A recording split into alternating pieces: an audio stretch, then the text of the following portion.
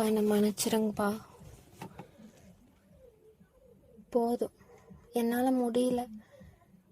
நீங்கள் என் மேலே கோவப்படுவீங்கன்னு தெரியும், என்னை வெறுத்துருவீங்கன்னு தெரியும், எல்லாமே தெரியும்.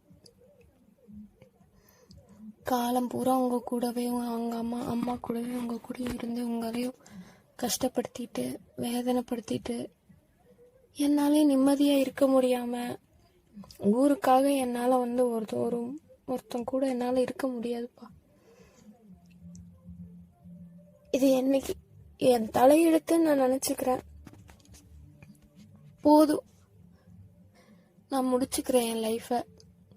இந்த பஞ்சாயத்து, கோயிலுக்கு கூட்டிகிட்டு போகிறது, பஞ்சாங்கம் பார்க்குறது, இதனால என்னைக்குமே ஒரு பிரச்சனை சால்வ் ஆகாதுங்கிறது ரொம்ப தெளிவாக தெரிஞ்சுக்கிட்டேன். ஐம் சாரிப்பா.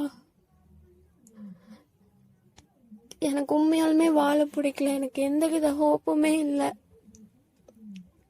நான் யாரையுமே கஷ்டப்படுத்தணும்னு இது வரைக்கும் சத்தியமா நினைச்சதே இல்லை. ஆனா ஏன் இப்படி ஆகுதுன்னு எனக்கு புரியல.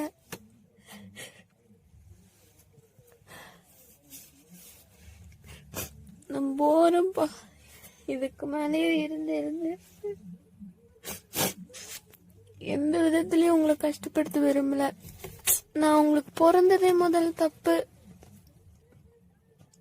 மன்னிச்சிருங்க. சாரி.